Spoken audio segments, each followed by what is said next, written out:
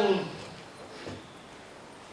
WhatsApp o un SMS, dice: trabajo en La Sexta Noche como auxiliar de cámara y ayer viví algo que no había vivido en ningún plató desde hace mucho. Entró Pablo al plató cuando el resto de invitados estaban ya sentados. La ovación por parte del público hacia Pablo fue tremenda. 2 cámaras gritando presidente y el 90% del público desatado. Nunca había visto a nadie recibir ese aplauso sin que nadie lo pidiera ni lo arrancara. No fue grande el aplauso en sí, lo más grande fue ver la cara de acojone de Maruenda, Inda y Bermón. Vamos, chavales, a por ello. Lo que estamos haciendo entre todas y todos es muy gordo. Ayer decía que hace 5 meses prometíamos que el miedo iba a cambiar de bando. Y con esa frase lo que estábamos planteando es que queríamos terminar con la impunidad de los que nos estaban llevando al agujero y encima nos decían que no había alternativa. Habéis oído contar durante todos estos meses 1000 veces la historia de los monos, ¿no? Ese experimento del psicólogo norteamericano que mete a 5 macacos en una jaula donde hay una escalera y arriba hay unos plátanos colgados del techo y claro, nada más soltarlos, ven la escalera y pues sube un mono por los plátanos, pero cuando está a punto de alcanzarlos cae una lluvia de agua helada que moja a todos. Se entienden muy bien. Al rato otro de los monos sube por la escalera y otra vez una lluvia de agua helada y una tercera vez sube otro mono y otra vez la lluvia de agua helada y cuando una cuarta vez va a subir, otro mono lo agarra a los demás y le pegan una paliza. Porque han echado la conclusión de que subir por ahí a coger los plátanos te moja con agua helada. En el experimento sacan a uno de los monos y entra otro nuevo. El nuevo ve la escalera, ve los plátanos y se tira para arriba. Entonces los demás le agarran y le pegan una paliza. El mono no entiende sino que arriba hay unos plátanos muy suculentos, pero no se sube por ahí que te pegan una paliza. En el experimento sacan a otro de los monos, entra otro nuevo, ve los plátanos, la escalera, sube y los monos le agarran y le pegan una paliza. Incluido el mono al que le han pegado una paliza, no sabe por qué, pero participa en la golpiza que le pegan al pobre nuevo, ¿no? En el experimento sacan a los 5 macacos que han recibido la lluvia de agua helada. Ninguno nunca ha recibido la lluvia de agua helada, pero cada vez que entra alguno y sube por la escalera le pegan una paliza. Yo contaba estos meses de campaña que la única solución que veía era que de repente uno de los monos dijera: ¿pero qué hacéis? ¿pero por qué me pegáis? Y yo siempre me imaginaba, nunca podía explicar por qué, que uno de los monos le decía, y siempre me lo imaginaba con la voz de Rosa Díez. Y no me preguntéis por qué, seguramente es una maldad mía, pero... Y entonces le decía: aquí hemos hecho siempre así las cosas, ¿eh? Aquí no vengas tú con novedades, ¿eh? Aquí siempre hemos sido de esta manera, aquí somos nosotros muy nuestros, ¿no? Y al final, con esa interiorización resignada de que no había que cambiar las cosas, pues te quedabas sin los plátanos, aunque estaban ahí, ¿no? Al alcance de la mano. Esa política de resignación, fijaos, era lo que le daba alas al sistema. Esa imposibilidad de construir alternativa. Esa resignación, fijaos, cuando nacimos nosotros dijimos que no salíamos a empatar, que salíamos a ganar el partido y que estábamos cansados de que las fuerzas políticas que tenían que representar a las mayorías se contentaran con subir unos puntitos en las elecciones. Y no podía ser que estuviera el 90% sufriendo la crisis, que estuviera el 90% recibiendo los golpes terribles, ¿no? de estos recortes, estos ajustes, y te contentaras con el 10% de los votos, el 12% de los votos, donde además sabíamos que esas encuestas que le daban a algunas fuerzas políticas el 15%, sabíamos que era mentira, que no iba a ser así, ¿no? En cambio, había una absoluta complacencia porque, si tengo el 7 y ahora tengo el 15, he duplicado, aunque esto no sirva para transformar las cosas. Nosotros salimos diciendo que teníamos que construir mayorías. Y por tanto salíamos rompiendo esa parálisis tradicional de las fuerzas críticas de asumir que nunca vas a ganar. Y nosotros salimos diciendo: vamos a ganar. Y sabíamos que teníamos que asustar a los que nos estaban asustando a nosotros. Porque estábamos cansados de la impunidad de los poderosos. Estábamos cansados de esa gente que estaba otra vez queriendo convertir España en el país de usted no sabe con quién está hablando, ¿no? Otra vez gente diciéndote eso, usted no sabe con quién está hablando, ¿no? Esas cosas que hemos visto chuscas, ¿no? De Esperanza Aguirre yéndose con el coche, corriendo, ¿no? La paran y dicen, no, a mí no me paran, y no soplo por el alcoholímetro, y se van corriendo porque creen que son impunes. O ese juez del Tribunal Constitucional, del Partido Popular, que habían existido 1000 presiones para que no lo fuera, porque no reunía los requisitos, y el Partido Popular insiste, es este por nuestras narices. Y al final lo nombra miembro del Tribunal Constitucional, y claro, ¿qué ocurre? Pues que con esa impunidad va borracho con una cuba, cuatriplicando el nivel de alcoholemia, sin casco en una moto, y encima se salta un semáforo en rojo, ¿no? Ese símbolo, ¿no?, del Tribunal Constitucional borracho, sin casco en moto y saltándose los semáforos, ¿no?, es una señal, yo creo, de esa impunidad. Y dijimos que el miedo tenía que cambiar de bando, planteando que la gente que hace ese tipo de cosas tiene que saber que enfrente tiene un pueblo crecientemente enfadado. ¿Por qué tenemos derechos sociales? Porque la derecha se había hecho fascista y había perdido la guerra. Y quien escribió la Constitución alemana del 49, la francesa del 46, la italiana del 48, fueron los antifascistas. Y fijaos que es una cosa que a mí siempre me ha dado mucha rabia. Siempre en todos los días nacionales de todos estos países, siempre invitan a los antifascistas y les ponen medallas, incluidos a muchos españoles que lucharon después de perder aquí la guerra civil, se fueron a pelear contra el fascismo a Europa. Si es que los primeros tanques semiblindados que entran a liberar París se llama Guadalajara, están compuestos en la división Leclerc, la 9, por republicanos españoles, y esa gente resulta que allí los condecoran. Y el antifascismo en Europa es el corazón de la democracia, y aquí el antifascismo es una tribu urbana. Claro, aquí los antifascistas es una tribu urbana, y dicen, no puede ser. Algo nos falla en nuestro ADN democrático. Claro, en Europa, ya digo, como los que ganaron fueron los antifascistas y fueron los que redactaron las constituciones, la Constitución Española del 78, que tiene cosas muy dignas, ¿sabéis por qué las tiene? Porque las copiamos de las constituciones europeas. Los artículos más hermosos de nuestra Constitución, el derecho al trabajo, el derecho a una vivienda digna, los poderes públicos removerán cualquier obstáculo que impida el libre desarrollo de los españoles, la riqueza estará sometida al interés social. Es decir, todos esos artículos que embellecieron a nuestra Constitución, copiados de las constituciones italiana, francesa o alemana, porque las escribieron los antifascistas, porque el miedo cambió de bando, porque estaban asustados. Porque en 2008 sale la Angela Merkel, Sarkozy y Obama diciendo que había que crear un capitalismo con rostro humano, porque se asustaron, porque con la crisis de Lehman Brothers y el hundimiento de buena parte del sistema financiero e inmobiliario norteamericano, estaban convencidos de que la gente los iba a cazar y los iba a colgar de las farolas. Estaban convencidos, porque es lo que ellos hubieran hecho con nosotros. Y de repente, claro, como tenían tanto miedo, tuvieron que salir a decir, tranquilos, que vamos a humanizar el capitalismo. Pero ¿sabéis qué pasó? Que nos quedamos en casa. Y de repente les dijeron, si se han quedado en casa, si estos todavía tienen, podemos darles unas cuantas vueltas más de tuerca. Y nos dieron unas cuantas vueltas más de tuerca, porque el miedo lo seguíamos teniendo nosotros. Solamente cuando el miedo cambia de bando, hemos conseguido en Europa tener, por ejemplo, una Europa social. Porque tenían miedo de una cosa que era mentira, era la Unión Soviética. A quien más benefició de la Unión Soviética fue a nosotros. Más que a los pobres soviéticos, que salvo al comienzo, que es verdad que los sacó del feudalismo y los llevó a ser un país desarrollado, después, en los años 50, 60, 70, pues aquello se convirtió en un campo de concentración. Pero a nosotros nos beneficiaba, porque las burguesías, las oligarquías, los capitales europeos decían, o creamos Estado social, o la gente se nos va a hacer bolchevique. El miedo lo tenían ellos. Pero fijaos qué curioso cuando se nos empezó a ir todo al carajo. Cuando se hunde la Unión Soviética. Se hunde la Unión Soviética y de repente dicen, ya hemos ganado. Y va Francis Fukuyama y escribe un libro que se llama El fin de la historia. Y dice, sé que ya se acaba todo. Habéis sido derrotados. Y por tanto, rendíos y hacéis lo que nosotros digamos. Y eso ha sido los últimos 30 años, donde ellos han ganado y el miedo nos lo han traspasado a nosotros.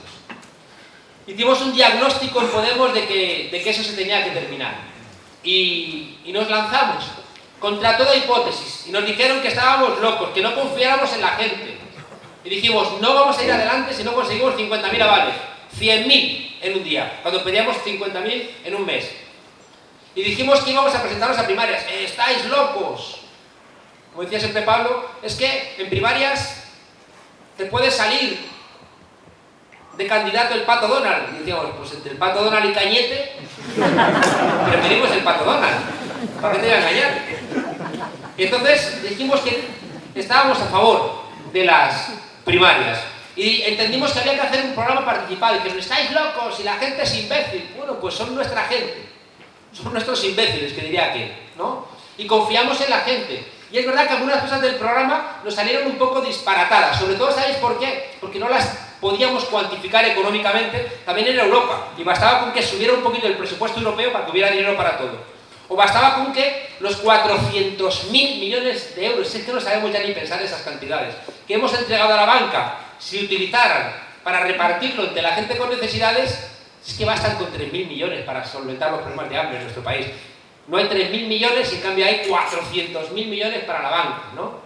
Fijaos que nosotros confiamos en la gente y vamos a seguir confiando en la gente para hacer los programas que necesitamos. Pero también nos vamos a decir, gente, vamos a empezar a cuantificar cuánto cuestan las propuestas que hacemos, para que no nos digan que nuestros programas son irreales, pero vamos a confiar en la gente, si es que no hay otra.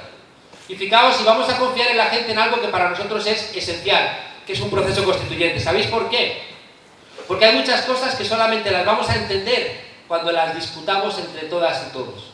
Hay muchas cosas que solamente vamos a hacerlas nuestras cuando en el comedor de casa, en la panadería, en la oficina, en el colegio, en la universidad, las discutamos, ¿no? Y tiene que ser con tiempo. Fijaos qué relación queremos con Europa. Vamos a seguir, como decía ayer, teniendo esa mirada embobada, pensando que todo lo que viene de Europa es bueno. Pues no. De Europa nos viene un memorándum secreto que nos obliga a cambiar la Constitución. Vamos a seguir sometidos a esta jerarquía de la Iglesia Católica Española tan terrible. Yo he estado diciendo estos meses de campaña que el Papa Francisco ha salido raro, ¿no?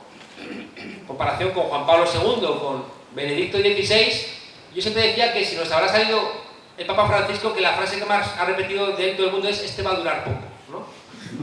Que era como raro que un Papa con tanta preocupación social. Claro, pues a Ronco no le gusta, a la jerarquía católica española no les gusta el Papa Francisco, porque lo que quieren es un Papa integrista que esté de acuerdo, ¿no?, con sus planteamientos.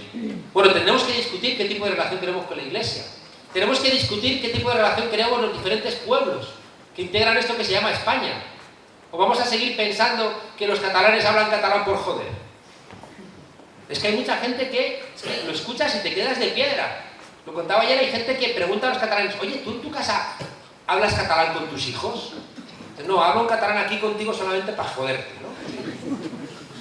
Pero, ¿sabéis qué ocurre? Que es que nadie nunca nos ha enseñado estas cosas. Por ejemplo, ¿sabemos que la nación catalana es más vieja que la nación española? Y dices, ¿qué? Es que el Estado español es muy viejo, pero la nación española no.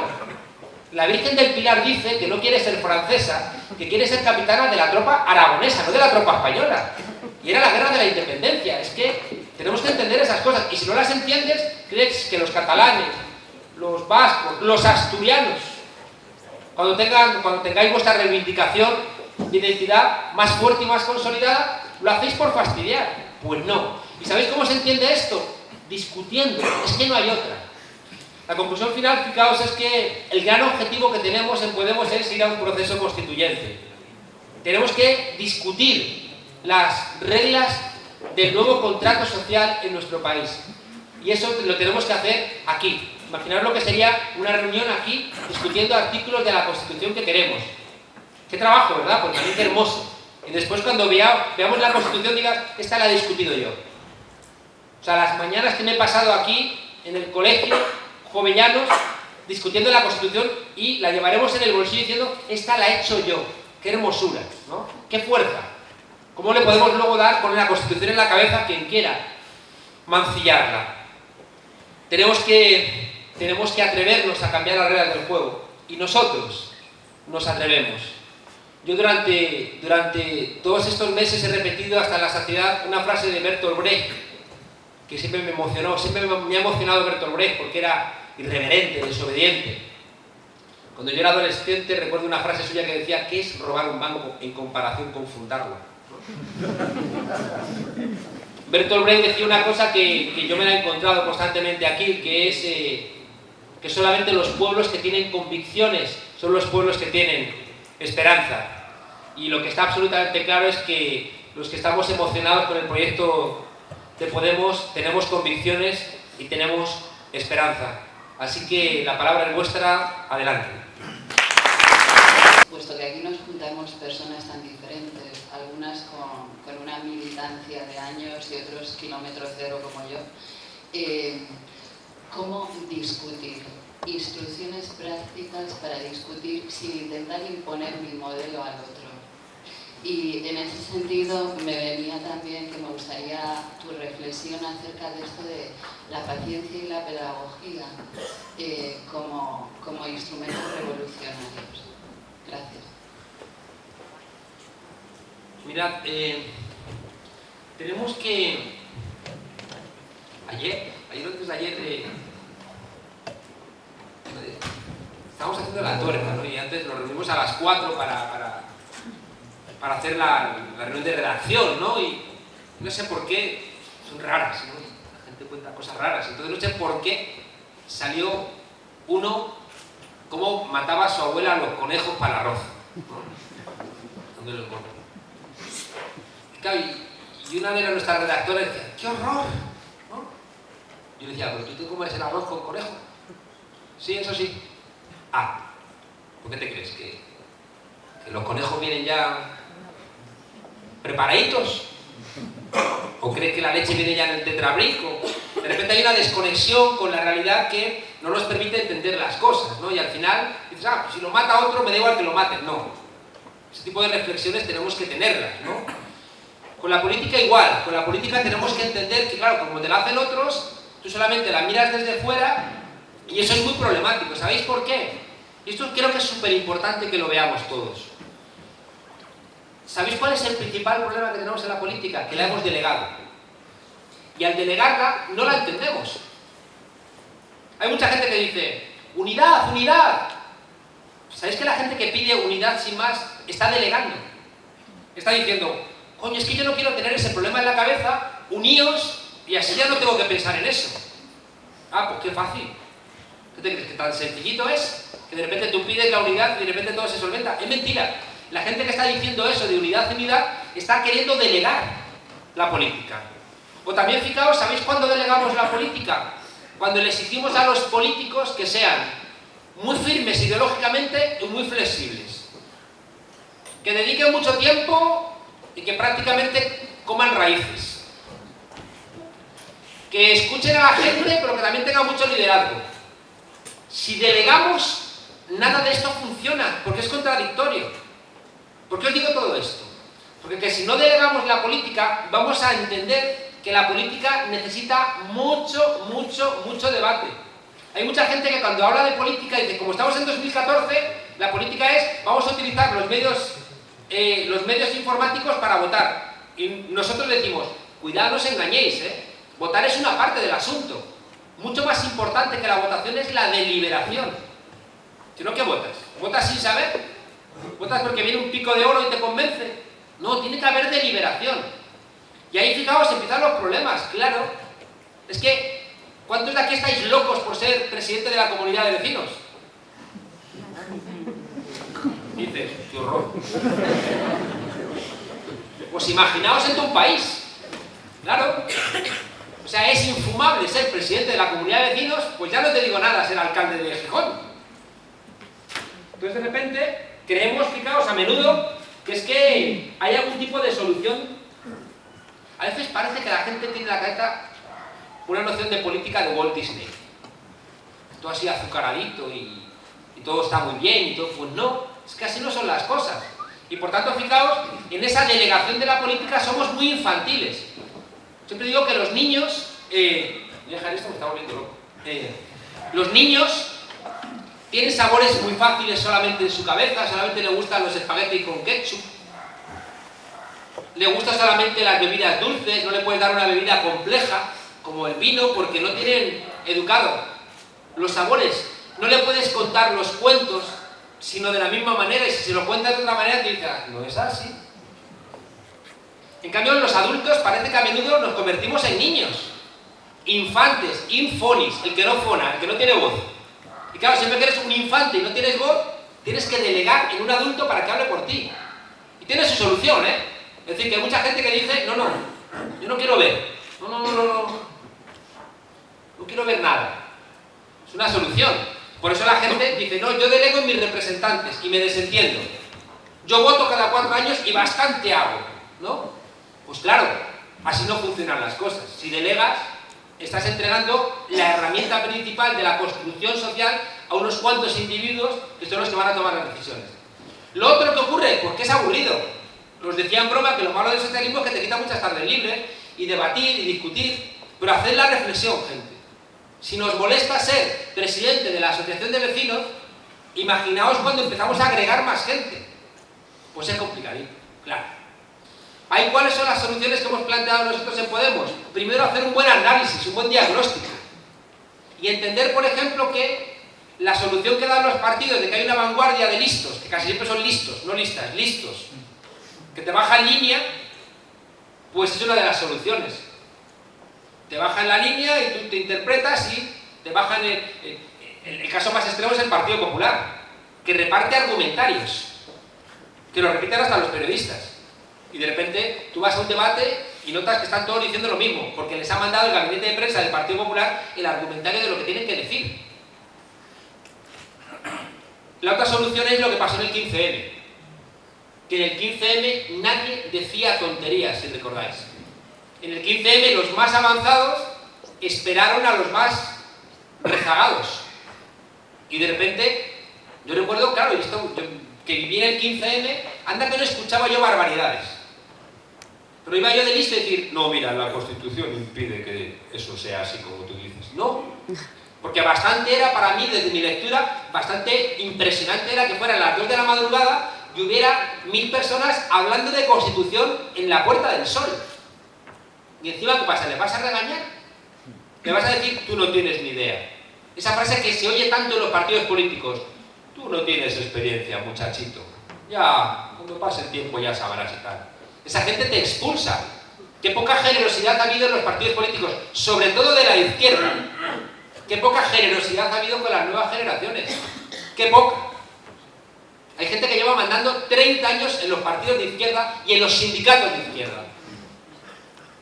¿Por qué no funciona Comisiones Obreras UGT? Porque están llenas de canas las direcciones de esos sindicatos. Confiad en la gente más joven, si no, ¿qué demonios va a pasar? Si lleváis 35 años mandando, no puede ser. No puede ser, estáis muy alejados de la realidad del país. Por tanto, fijaos, para contestar a tu pregunta, si alguien está esperando soluciones fáciles, no las hay. Lo que sí que hay es algunas peticiones de diálogo amables que permitan. Ayer os decía, algo que además me da mucha rabia, esa gente que dice, yo no estoy en política para hacer amigos. Pues vete un poco a la mierda. Claro. Es decir, que es muy duro que la gente vaya a las reuniones con cara de a ver si traga un palo de escoba, y regañando, y montando broncas, y gritándose. Pero eso es la realidad. Anoche a las 2 de la mañana había un grupo de gente gritándose en el círculo que montamos ahí. No sé dónde estábamos. En la bodeguita. Y estábamos ahí todos hablando y había un grupo gritándose. Decía, gritar más bajo, cabrones, ¿no? Entonces ¿sabéis qué ocurre ahí? Que también hay un tipo de militancia que al final se enreda en exceso en la propia militancia. Y al final es como que, como si hubiera piedras en los engranajes y todo chirría, ¿no? Y esa gente que decirle, tranquilizaos un poquito, porque la gente que... ¿Sabéis cuál es una de la magia de los círculos que tenemos en la cabeza nosotros? Que sean lugares donde, en primer lugar, no votemos a ningún representante. ¿Sabéis por qué? Porque las grandes discusiones en las asambleas de los partidos, que se generan familias y fracciones, es por votar a los cargos. Pues no vamos a votar ni un solo cargo en los círculos. Los cargos los vamos a votar en primarias que vote todo el mundo. Y nos libramos del corazón de las peleas. Porque ¿por qué se pelea la gente en los círculos? Casi siempre por cuestiones de poder interno. Pues vamos a sacar el poder de los círculos para que la gente que vaya a un círculo vaya a dar lo que tiene. Vaya a discutir de cosas que sabe. vaya a encontrarse con compañeros. Coño, la gente va a misa y sale comulgado y sale en comunión. Nosotros vamos a una reunión política y tenemos que salir con el ceño fruncido y con cara de mala leche por la discusión. Pues no voy. No voy. Por tanto, tenemos también que aprender a reinventarnos, ¿no? Esas formas de discutir. Pero insisto, que nadie piense que esto es sencillo. También deberíamos desde niños aprender en la escuela a debatir. Tenemos que aprender desde niños a discutir, a aprender que incluso tú puedes tener un debate duro, y eso no implica un debate duro, que no significa un debate mal encarado, pero tú puedes tener un debate duro y después irte a tomar unas cañas sin ningún tipo de problema. Y eso es una cuestión de cultura política. A veces somos muy católicos en España y solamente hay un Dios verdadero, una verdad verdadera, y cualquier tipo de disidencia los queremos prender fuego en la hoguera.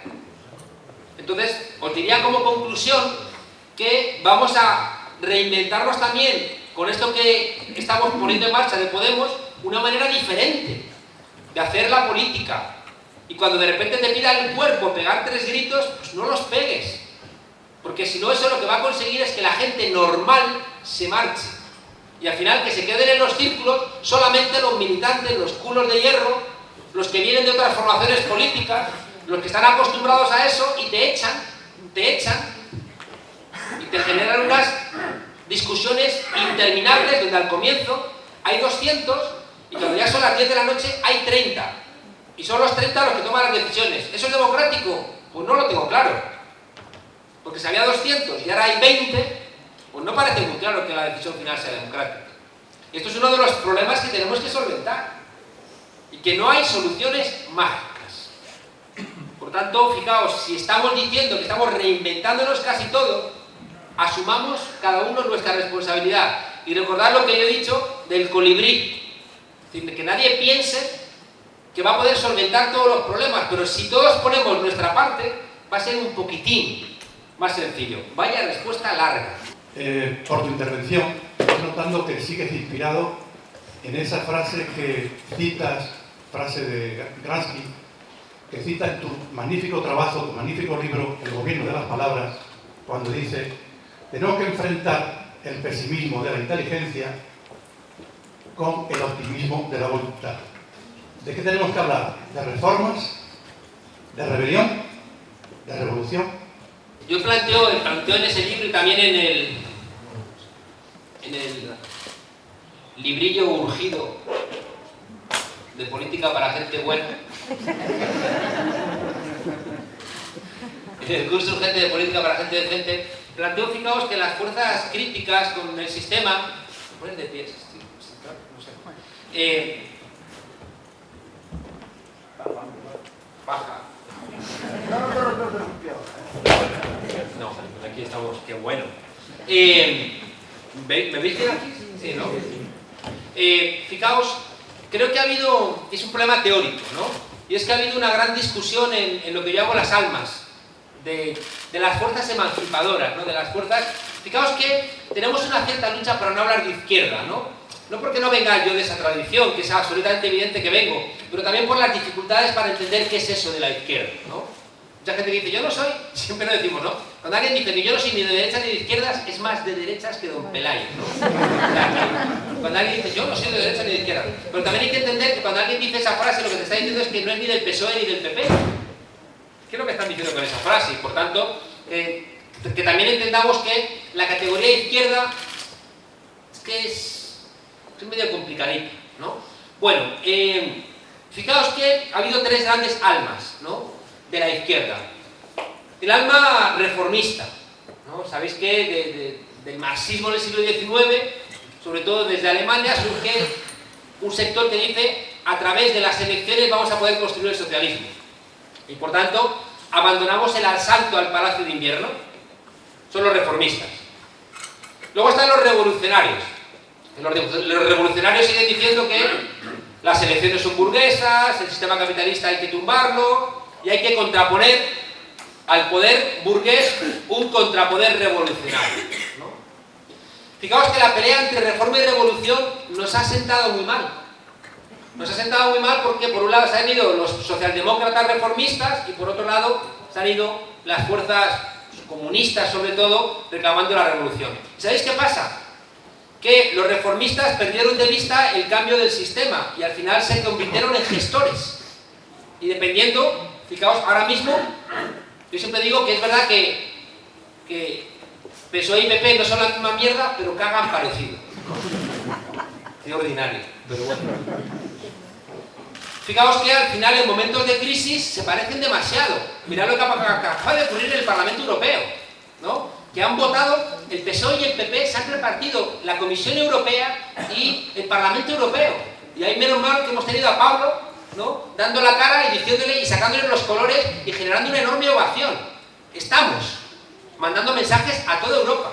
Nosotros chiquititos como somos y pequeñitos, pero de repente la voz de Podemos, representada por Pablo, coño, es que nos han nombrado el candidato de la izquierda al Parlamento Europeo. Y nos han nombrado a los griegos de Siriza, nos han nombrado a todos, que fuéramos nosotros. Bueno, Reforma abandona Revolución y se convierte en mera gestora del sistema. Revolución aborda Reforma y desconoce todos los logros que hemos ido construyendo. Y eso es un error también. Hay gente que cree que el Estado social es una trampa, por las narices. El Estado social es un logro de los trabajadores en 100 años. ¿Cómo va a ser solamente una trampa? Fijaos que Revolución despreciaba, mirad los textos de los años 80. La izquierda despreciaba el Estado social, lo despreciaba y ahora lo estamos suplicando que no lo quiten. Entonces, que había un problema de análisis, había un desconocimiento de que existía Estado social en Europa porque habíamos ganado la Segunda Guerra Mundial y ahí estaban los trabajadores y los sindicatos. Y fijaos que Revolución le entregó ese logro a Reforma. Y Revolución iba tanto más lejos cuanta menos tripulación. Es como las naves espaciales, que las mandan más lejos cuanta menos tripulación tienen dentro. Pues lo mismo le pasaba. Íbamos muy muy lejos, pero cuanta menos gente teníamos detrás. Éramos muy puros, éramos muy firmes, y al final, claro, fijaos, Frente Judaico de Liberación y Frente de Liberación Judaica, claro.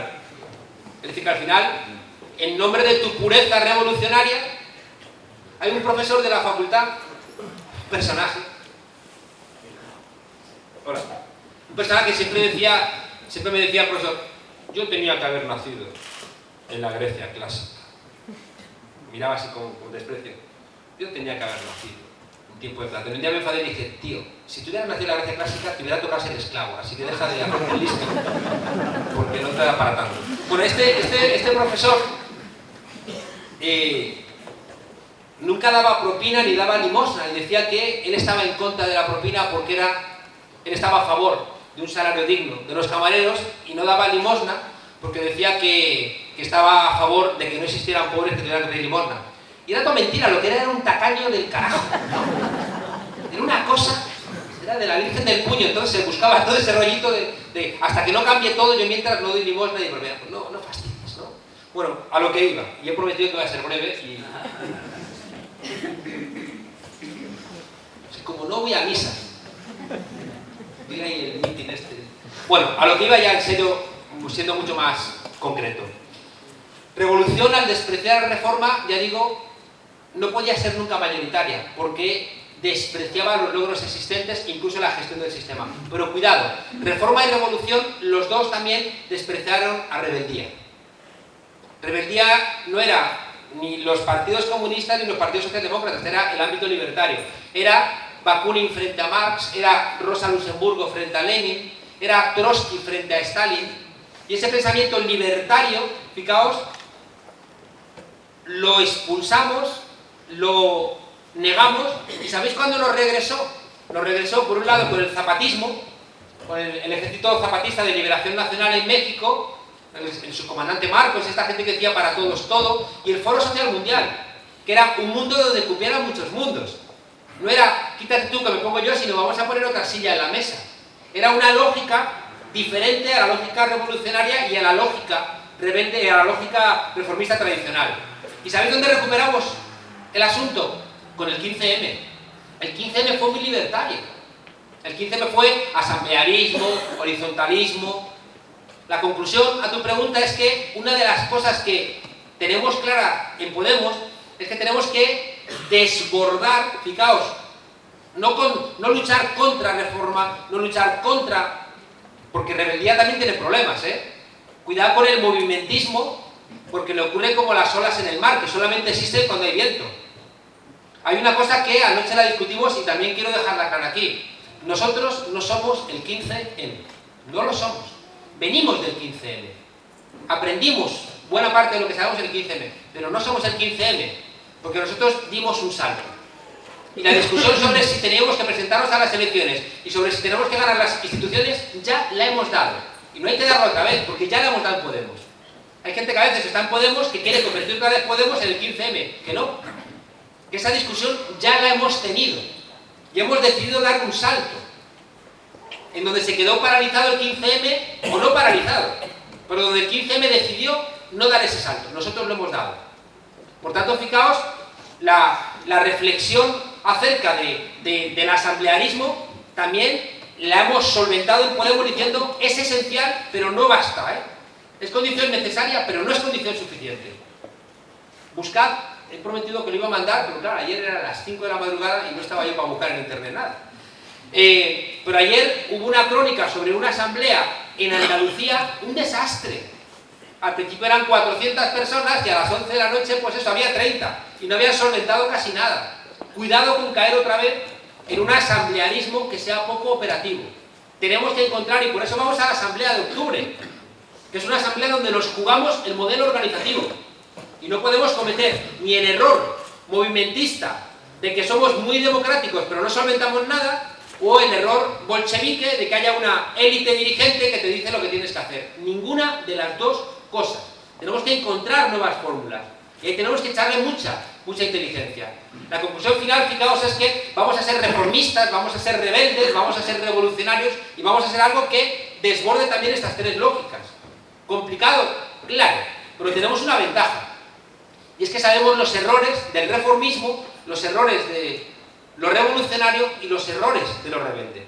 Y por tanto, si no queremos repetir los errores tradicionales, tenemos que hacer un buen análisis. Hay una cosa que también os digo desde ya. Siempre el cambio político ha venido también con grandes reflexiones intelectuales, ¿eh?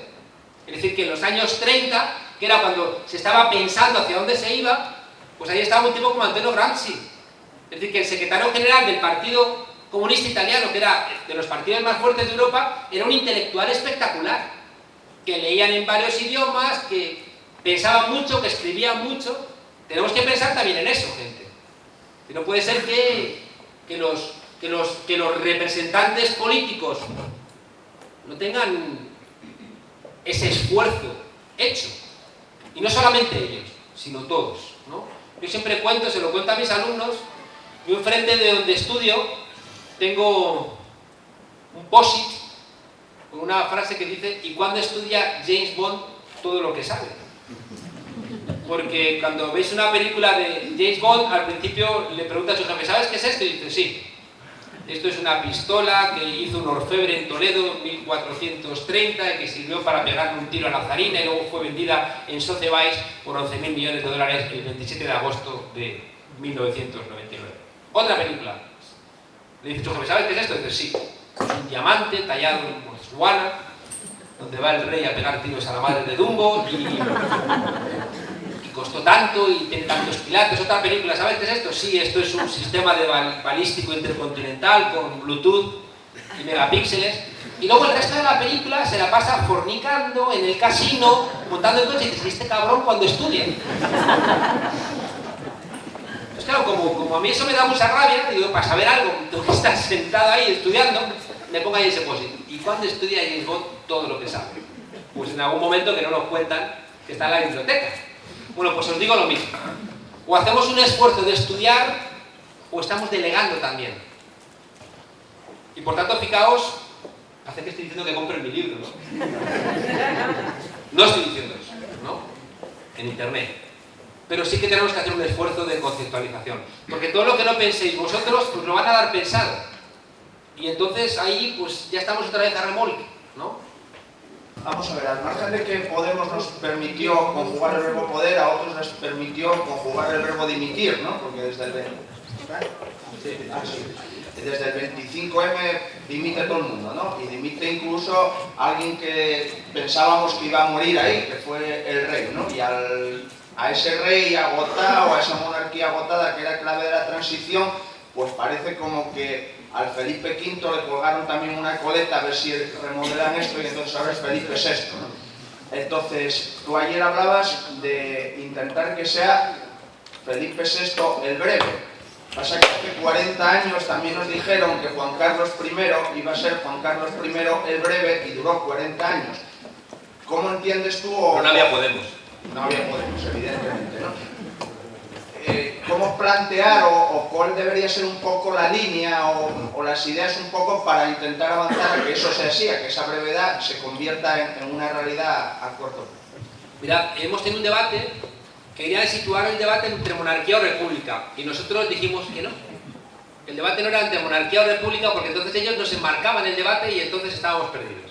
El debate era entre democracia o oligarquía, entre votar o no votar la jefatura del Estado.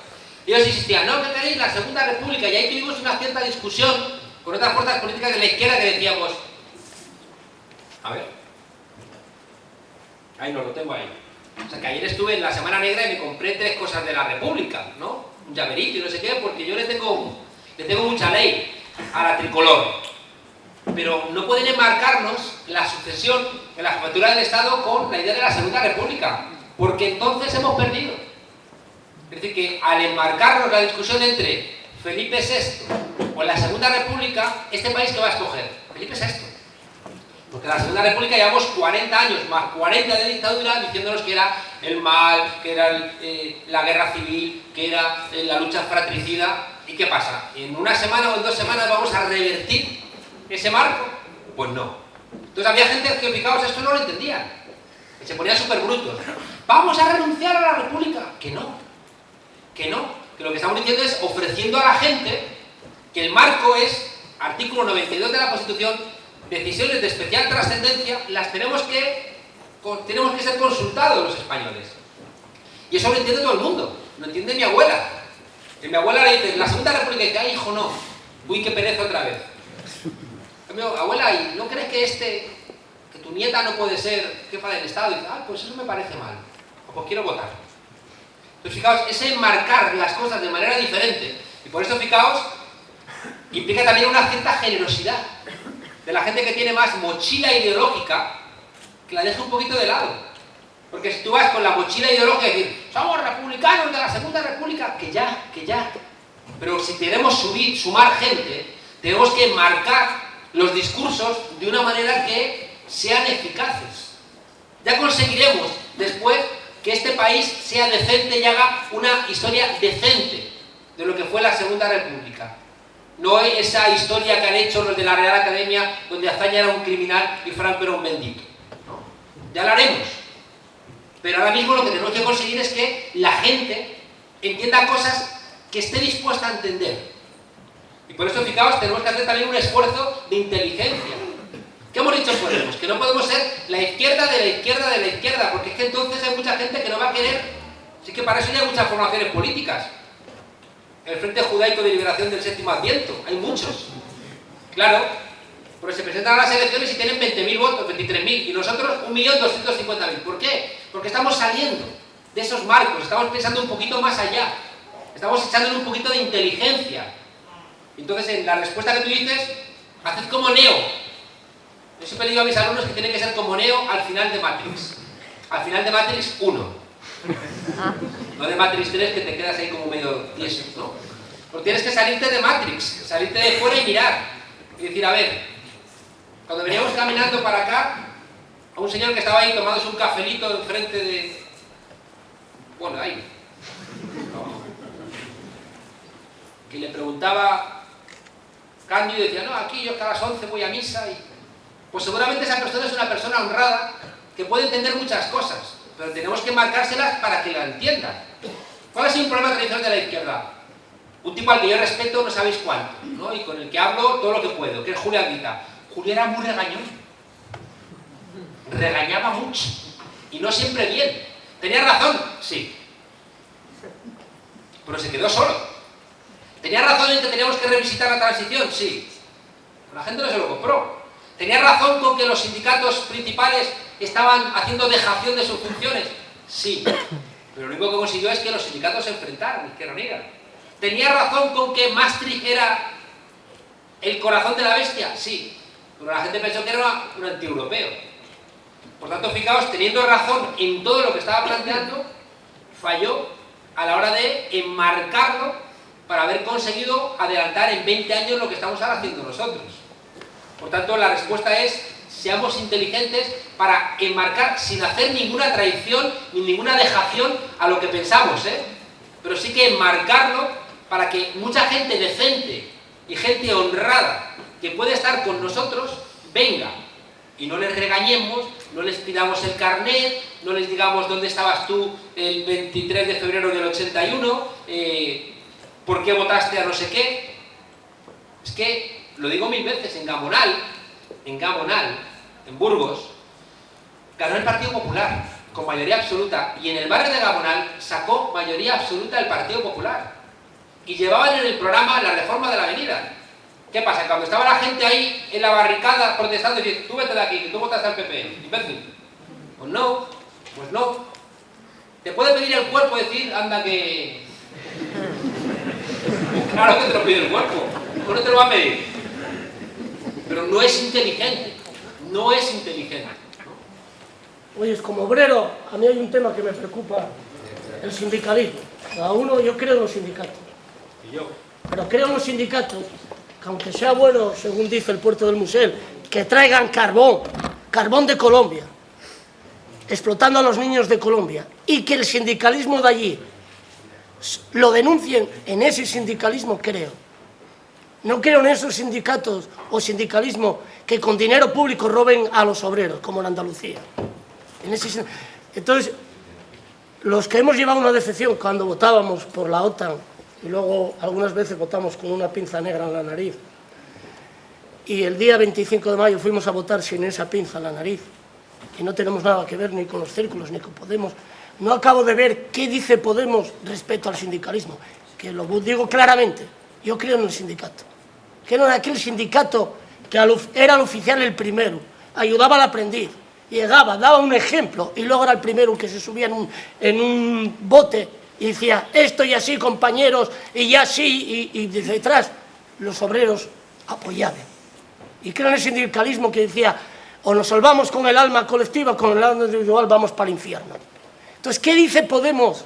Que yo ya no tengo nada que ver ni con Podemos ni con los círculos. Para que yo me junte a un partido va a ser la de mi madre. Entonces, ¿qué dice? Bueno, estás aquí. Yo soy Playo, soy de Cimavilla.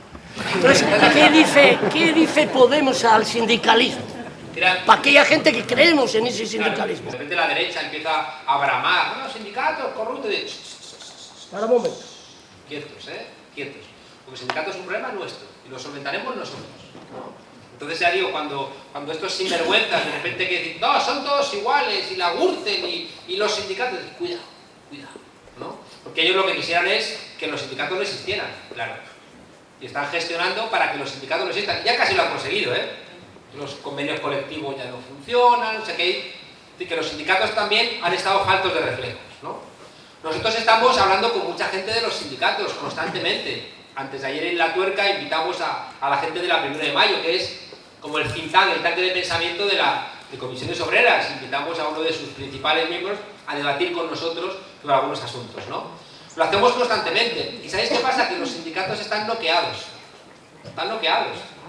Entonces, hay una discusión que tenemos que tener, pero no de regañar, tampoco, sino decir: a ver, ¿os dais cuenta? ¿Os dais cuenta de que la gente joven no quiere saber nada de vosotros? ¿Os dais cuenta de que la dirigencia sindical está radicalmente alejada del grueso de la ciudadanía? ¿Os dais cuenta de que un chaval joven puede tener 20 contratos y no tener acumulado nada de seguridad social? ¿Os dais cuenta de que no podéis reuniros con Rajoy el día antes de la huelga general? ¿Os dais cuenta de una serie de cuestiones que dices: ¿qué hacéis, tíos? ¿Qué hacéis? Porque es que ya no nos sentimos nuestros. Y hay una cosa diferente. Una cosa es el sindicalismo, que lo necesitamos, y otra cosa es determinados sindicatos que a lo mejor no funcionan. Y por tanto, igual tenemos que repensarlos, Es decir, que eso forma parte de una discusión profunda. Entonces, mi respuesta es que en las sociedades capitalistas, si no tenemos sindicatos, estamos infinitamente peor. Pero vamos, es que es tan evidente. Es decir, ¿qué está pidiendo la patronal? ¿Qué está pidiendo la FAES? Cargarse los sindicatos. Por tanto, basta que estos tipos quieran disparar contra los sindicatos para que nos pongamos del lado de los sindicatos sí o sí, pero tampoco a cualquier precio. Porque si yo me pongo al lado de los sindicatos y luego resulta que pactan, y la gente dice, ¿pues me ayudas o no me ayudas? Y la gente se da cuenta de que, pues, que los sindicatos pues tienen que hacer una reflexión. Si es cierto que los partidos políticos tienen que hacer una reflexión en 2014, ¿cuál es su lugar? Los sindicatos también, porque si no, se los lleva el tiempo. Entonces, ¿qué ocurre? Que no podemos ponernos también, enrocarnos y hacer patriotismo sindical, porque es que a lo mejor no funciona. Es que los compañeros del SAT en Andalucía es un sindicato donde el 90% no tiene trabajo. Y dices, que eso conceptualmente es raro, ¿no? Es un sindicato de parados.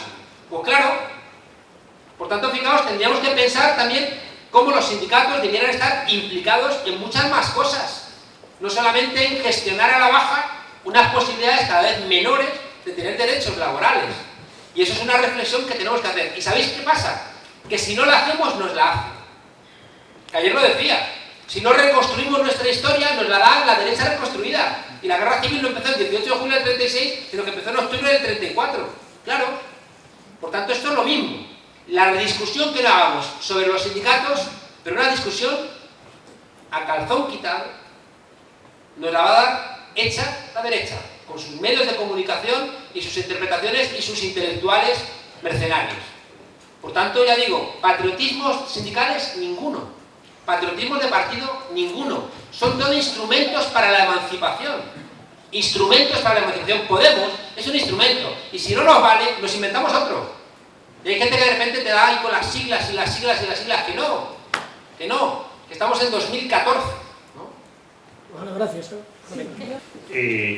Hasta ahora me gustaría conocer un poco, pienso que se ha tocado poco desde Podemos el tema de los grandes conflictos que está habiendo. En estos momentos tiene gran actualidad el tema palestino-israelí, el tema fundamentalmente de la inmigración del África subsahariana hacia aquí y lógicamente el destrozo que se está produciendo en estos países del África subsahariana. Me gustaría hacer esta pregunta y pedir una aclaración sobre el tema. ¿Qué teoría que tenemos? Tenemos las grandes intuiciones, por ejemplo, que trasladamos nosotros en La Tuerca, ¿no? Donde hemos ido desgranando nuestra lectura de todas estas cosas, ¿no? En la lectura, fijaos, de la política internacional, nos diferenciaríamos quizás solamente de una parte de la explicación tradicional en que ya no hay bloques. Ya no existe la Unión Soviética, que son los buenos, y los occidentales, que son los malos. Esa explicación que nos ha servido durante mucho tiempo, pues ya no nos sirve. Pero no nos volvemos locos. Hay una cosa que yo la cuento mucho en La Tuerca, pero claro, es la opinión mía, no es la opinión de Podemos, porque la opinión de Podemos la tenemos que construir.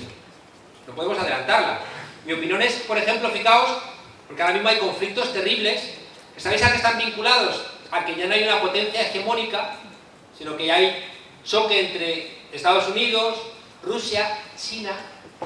Entonces, al no haber una potencia hegemónica, cuando hay un conflicto, siempre desembocan en guerras civiles. Y es lo que estamos viendo en Ucrania, lo que estamos viendo en Siria, lo que pasó en Libia. Donde entra la OTAN, todo se empeora. Entonces, una reflexión que es muy dura, ¿eh? Es muy dura, porque dices, entonces no hay que intervenir. Ups, fijaos en las discusiones que hemos tenido. ¿Había que intervenir en Libia? Pues la intervención ha sido peor. Gaddafi era uno de los nuestros, de los míos no. De los míos no. Pero intervenir ha servido para algo, pues para empeorarlo todo. Bashar al-Assad es uno de los míos no. ¿Es un sinvergüenza? Sí. ¿La intervención allí de Estados Unidos y de la OTAN mejora algo? No. Lo empeora todo. En Ucrania, ¿había inicialmente gente decente en Ucrania levantándose? Sí.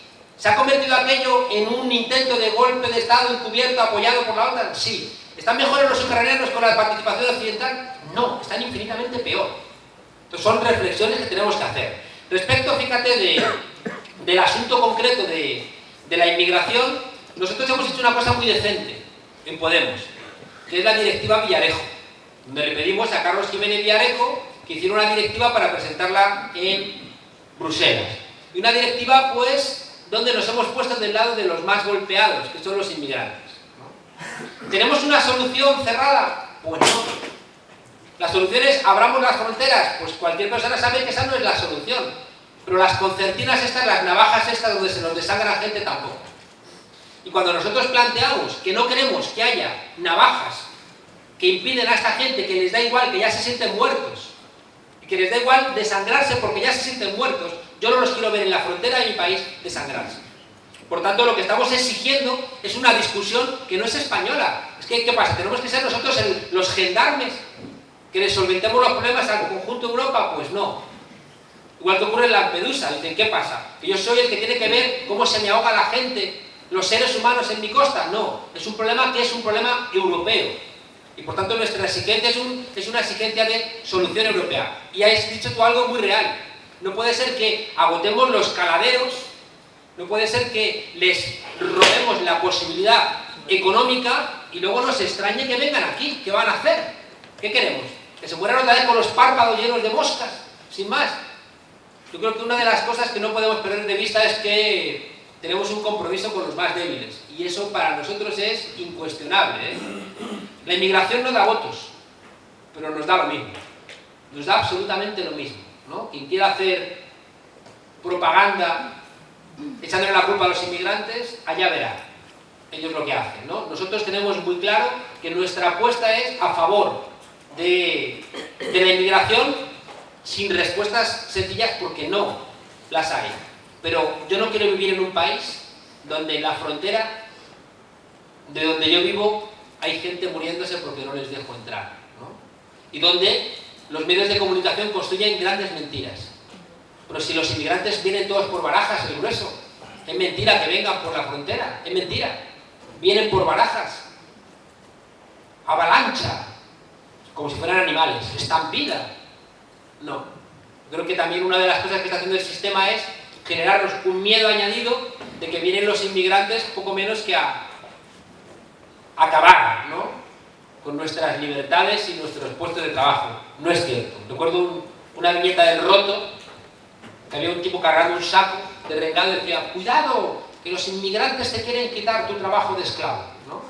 Pues cuidado con caer en el error de deshumanizarlos creyendo que los inmigrantes tienen la culpa de nada. Los inmigrantes son seres humanos como nosotros que están intentando simplemente sobrevivir.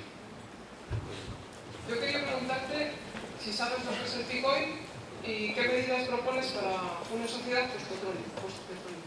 El pico oil es el pico del petróleo, es decir, es asumir que hemos llegado a un límite del uso de hidrocarburos, es decir, que ya no queda. Que por tanto, al no quedar, implica que van a ser cada vez más caros, que hay menos, que va a ser más costoso sacarlos y vamos a pagar un mayor precio medioambiental por sacarlos, porque están en sitios más complicados, hay que hacer más destrozo para poder sacarlo y que por tanto esa etapa que tuvimos de posguerra de energía barata se ha acabado, ¿no? Y tenemos que asumirla. Y eso nos lleva, fijaos, a dos reflexiones. Una es a la idea de que tenemos que cambiar el modelo de crecimiento, tenemos que cambiar la pauta de crecimiento, no puede ser intensiva en el consumo de energía y que tenemos igualmente que hacer una apuesta muy determinante por las energías renovables. Me daban hace 3 días un dato y es que en España tenemos un déficit energético de casi 8.000 millones de euros, pero importamos 55.000 millones de euros. Si invirtiéramos en renovables, solventaríamos ese déficit que tenemos respecto de la energía. Y el otro día leí un dato que me quedé de piedra. ¿Sabéis en la Nochebuena esta pasada, casi el 50% de la energía que consumimos de dónde venía? Eólica. Eólica, gente. Casi el 50% de la energía de la noche de Nochebuena era eólica. Por tanto, fijaos qué ocurre, que la multinacional más poderosa que hay en España es Iberdrola, que después coloca a todos estos sinvergüenzas que cuando salen de la política, en la puerta giratoria, se van a trabajar estas grandes empresas. Resulta que no hay dinero para las energías alternativas. Si queremos ponernos un panel solar, nos sale más caro que conectarnos a la luz. Es decir, que una de las grandes peleas que tenemos es contra estos monopolios energéticos, ¿no? Y es urgente. Fijaos que la crisis económica nos está despistando del problema urgente que tiene el planeta, que es el problema medioambiental, ¿eh? Y no nos estamos dando cuenta. Hay gente que habla que tenemos 5 años, 5, para solventarlo. Y no estamos siendo muy conscientes, ¿eh? Es verdad que si fuéramos al médico y nos dijera, te quedan 5 años de vida, pues igual hiciéramos una reflexión diferente. Pero nos está diciendo el panel sobre cambio climático de Naciones Unidas que nos quedan 5 años para tomar decisiones drásticas y no lo estamos haciendo. ¿Qué pasa? ¿Tiene que venir un tsunami que mande al carajo toda la costa de España para que reaccionemos? Yo creo que es una reflexión que no estamos a la altura, ¿no?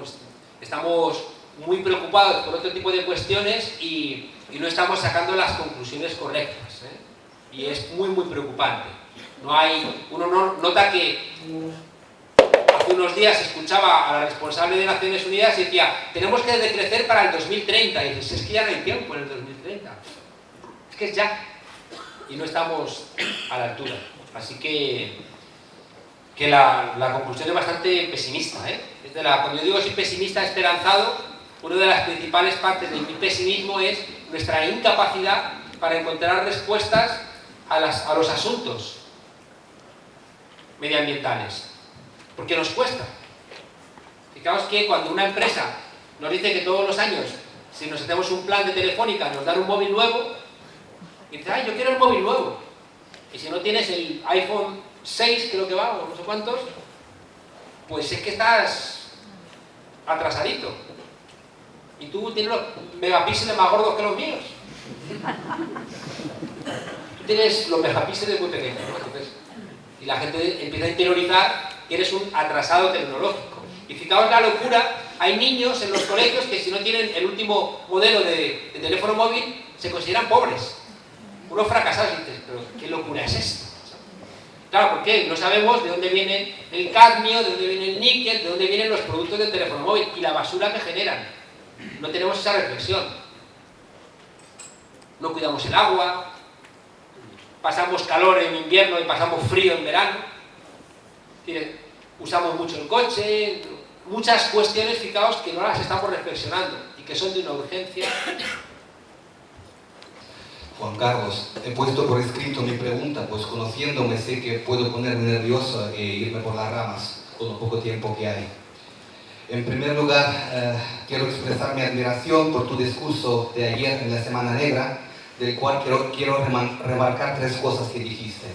Doler, saber, poder es una. La segunda es que hemos de ser poetas.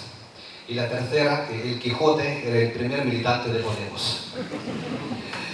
Por mi acento, tú y todos os habréis dado cuenta de que no soy de aquí. Cierto es que no nací aquí, nací en Moscú, antigua URSS. Vivo en Gijón hace más de 23 años ya y me considero un paisano más. Pero es que la primera vez en mi vida que no tengo vergüenza de sentirme Quijote, porque siempre cuando me comparo con él, para suavizar, bromeo diciendo que soy un Quijote que ha venido a España desde Rusia, que eres pocos y que parió la abuela. Pero ahora doy gracias a que parió muchas abuelas así a este maravilloso país con sus problemas y muy gordos, pero igual de maravilloso. Estoy en Podemos desde hace muy poco, todavía no conozco a casi nadie, pero tiempo al tiempo me he apuntado al Círculo de Educación dirigido por Mario Suárez, que es el director de este colegio. Y ahora viene mi pregunta. Tengo aquí conmigo un documento escrito a finales del siglo XIX que cuando acabe te lo voy a dar impreso. Este texto lo hay en internet, cualquiera lo puede descargar y leer. Y si no, lo tengo aquí también en un lápiz para quien quiera y cuando quiera. El texto se llama Los Protocolos de los Sabios de Sion y es un plan de la conspiración sionista para el dominio mundial. Me gustaría preguntar hasta qué punto en la dirección de Podemos se está consciente sobre quiénes son nuestros verdaderos enemigos, porque si lees este texto empiezas a entender de dónde sopla el viento. Sopla desde mucho más allá de lo que puede ser la Troika, Alemania o incluso los Estados Unidos. Es un texto realmente siniestro y asusta aún más porque cuando lo lees te das cuenta de que todo lo que dice se ha cumplido y se sigue cumpliendo, y repito que fue escrito a finales del siglo XIX. Yo creo que es de vital importancia que se dé a conocer y que se reflexione profundamente sobre él. No sea que, sin que nos demos cuenta para cuando ya sea demasiado tarde, este grupo de chiflados y despiadados bárbaros nos estén usando a Podemos de forma encubierta para seguir con sus planes. Quiero remarcar una cosa también, porque la sociedad por desconocimiento se confunde y se llama una cosa con el nombre de la otra. No es lo mismo ser sionista y ser judío. Una persona de etnia judía es un ciudadano de a pie, como todos nosotros. Sin embargo, un sionista es aquel que comparte la ideología maquiavélica de este texto, sea cual sea su nacionalidad. Por lo tanto, no son los judíos quienes matan a los palestinos, sino los sionistas. Para más información, todo está aquí. Muchas gracias. Pues mira, gracias.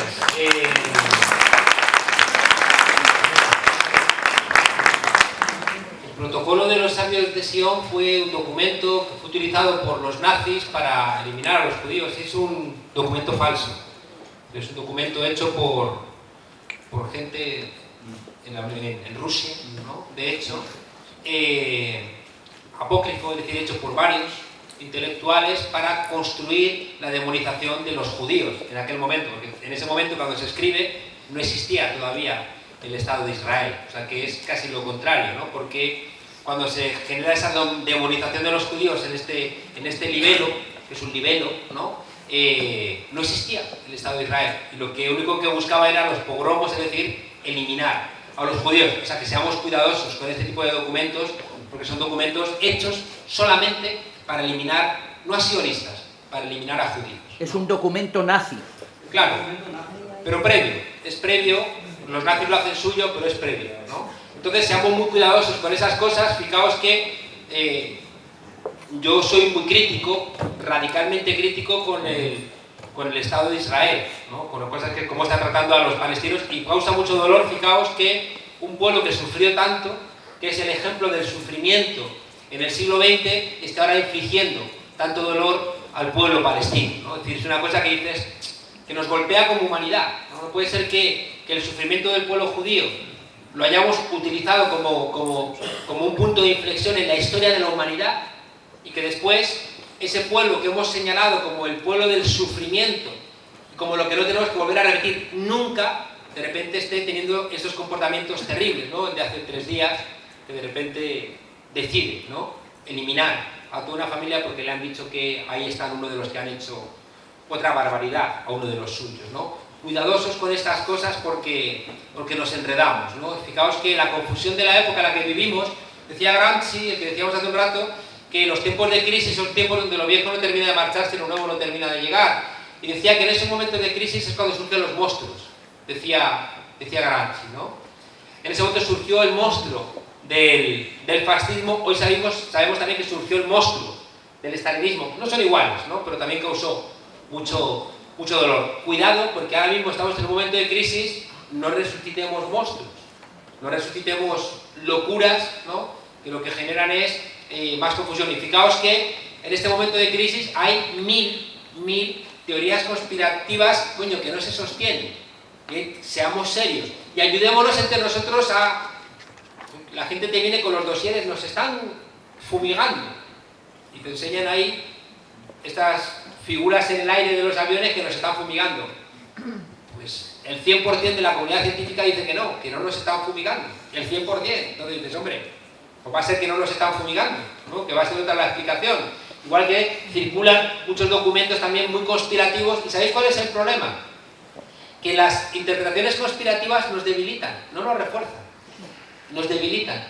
Y a menudo las explicaciones conspirativas las hace el propio poder, porque nos distrae con líneas bastante estériles cuando no nos permite ir por otro tipo de soluciones mucho más poderosas. En el caso de España, fijaos, yo tengo una discusión fuerte con la gente que quiere hacer toda una teoría conspirativa sobre la transición, que ya estaba todo escrito, que la habían hecho James Bond, que dices, pues hombre, no es así. Claro que Estados Unidos estuvo metido, claro que existía la CIA, por supuesto lo que más existía eran las fundaciones alemanas, pero no había una pizarra, como decía el caradura de guerra, una pizarra donde estaba todo escrito, que las cosas no son así. ¿Y sabéis qué ocurre? Que a ver si ahora que tenemos a la monarquía contra las cuerdas, a ver si ahora que tenemos el régimen del 78 contra las cuerdas, vamos a inventarnos que el que construyó la transición fue James Bond, porque entonces nos despistamos y ahora que estamos a punto de ganar esa batalla, nos debilitamos a nosotros mismos queriendo dar una vuelta de tuerca que no podemos demostrar. La pregunta es corta y ya has dado algunas respuestas porque hace rato que la quería hacer. Estamos en un movimiento muy joven. Hay personas de muchas distintas edades, personas que pueden ser mis hijos, personas que pueden ser mis padres y personas como yo. O sea que hay canas y hay menos canas. La pregunta es, si queremos una democracia participativa, asamblearia, ciudadana, ¿eso está reñido con el orden, con el reglamento, con las normas? Esa es la pregunta. Llevamos mucho tiempo preguntándonos cómo demonios se organiza esto, viendo sitios que avanzan mucho como Kerala en la India, viendo la experiencia en Bolivia, lo que están intentando hacer de organización popular en Venezuela. En otros sitios estamos diciendo, a ver, ¿cuál es la solución? Yo tengo muy claro que tiene que haber un doble vector. Tiene que haber un vector experimental, asambleario, espontáneo, autogestionario, pero tiene que haber un vector también representativo. Es decir, que fijaos, en América Latina sería imposible que estén intentando inventar fórmulas nuevas si no tienes el aparato del Estado. Cuidado, ¿eh? El neoliberalismo se hizo con el aparato del Estado y desde el aparato del Estado hizo sus experimentos de desmantelamiento del Estado social, pero desde el aparato del Estado. Y hemos estado durante 20 años, 25 años muy enredados, algunos en una pelea muy solitaria diciendo que era mentira que el neoliberalismo quisiera acabar con el Estado, que no era verdad, quería acabar con el Estado social, no con el Estado. Estados Unidos puede no aprobar una seguridad social para las mayorías, pero te puede montar una guerra en 2 semanas, que cuesta trillones de dólares, cuidado. Lo que han hecho ha sido hacerse con el aparato del Estado para sus intereses y para desmantelar casi un siglo de legislación laboral o de legislación financiera. Es que del New Deal, de la crisis del 29 y después el nuevo pacto de Roosevelt, salió la ley que impedía que los bancos de depósitos fueran bancos de inversión, la Siegel Act. ¿Sabéis quién se la cargó? Pues Jimmy Carter. Y después, desde el aparato del Estado, incluso un socialdemócrata supuestamente como Jimmy Carter fueron los que se lo cargaron, y después todos los países. Pero para cargarte esa ley tienes que estar en el aparato del Estado. Que esa es la reflexión que hacemos también en Podemos, es decir, ¿cuándo se asustó la última vez Europa? La última vez que Europa se asustó fue cuando Syriza estuvo a punto de ganar las elecciones. Entonces nosotros hicimos esa reflexión. Tenemos que disputar el poder. Porque es la única manera realmente de hacer políticas públicas que cambien la situación. Y en ese sentido dijimos, ¿y esto cómo se hace? Pues tenemos que conjugar, como sabemos, los problemas de los partidos tradicionales que rechazan rebeldía, rechazan lo espontáneo, contar con la gente, las asambleas, darle poder a la gente, las primarias. Pues nosotros necesitamos alimentarnos ahí. Que vuelen los círculos, que la gente venga, sometemos todo a discusiones, etc. Pero al mismo tiempo necesitamos también un poquito de ejecutividad. Entonces estamos construyendo eso, y eso es a lo que vamos en octubre. ¿Qué grado de eficiencia y qué grado de participación? Si leéis el documento este de ayer de Sevilla, se te ponen los pelos de punta, porque es lo que vivimos en el 15M. Discusiones de todo un día, al principio de la mañana 7.000 y uno hace todo el rato. Y al final había 30. ¿Y qué? ¿Qué hemos conseguido? Nada. Que la gente al día siguiente ya no va. Por tanto, tenemos que aprovechar toda esa experiencia para ver cómo hacemos operativas las asambleas. Tenemos que darle muchas vueltas para ver cómo controlamos también al Ejecutivo. ¿Qué hemos hecho en Podemos? Tenemos claro que tiene que haber revocatoria de mandatos. Que si nombramos a alguien de portavoz y lo hace mal, que podamos a mitad de mandato decirle, oye, fuera. Tiene que haber revocatoria de mandatos, tiene que haber limitación de mandatos. No vamos a cometer el error otra vez de profesionalizar a la gente en la política. Eso es una cosa del siglo XX. Esos escenarios de que la gente se va a dedicar 30 años a la política, si es que ya no es así. La gente no tiene por qué dedicarse 30 años a la política. 8 años está muy bien, ya está bien. Y luego regresas a tu puesto de trabajo, ¿no? Limitación de sueldos. Coño, es que si ganas 15.000 euros, que te cuesta mucho dejar eso. Dices, voy a ganar 1.500, uff. Más, claro, si estás 10 años, te empiezas a enredar, hipotecas, no sé qué, empiezas a construir un modelo de vida como si ganase siempre 15.000. Y si depende de 15.000, pasas a 2.000, crees que eres pobre.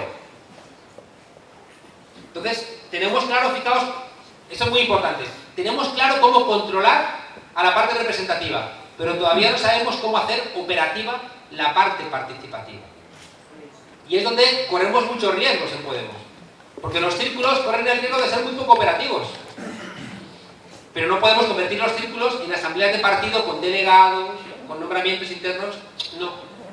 Yo, fijaos, tengo casi una certeza única, y es que los círculos no tienen que nombrar ningún ámbito de poder, ninguno.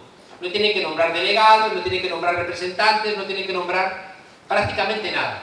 Sí que algunos voceros, sí que algunos cargos rotatorios, pero muy poquito, ¿eh? De manera que la gente sepa que va a ser un vocero poquito tiempo, porque si no, ¿sabéis qué ocurre? Que va a haber peleas. La pelea que ayer oíamos, ahí detrás, pues es una pelea que desemboca en yo quiero mandar y tú eres mi enemigo, y al final, dentro de los círculos, si votas algo, empezamos a discutir solamente de politiquería y ya no votamos de política. Ya.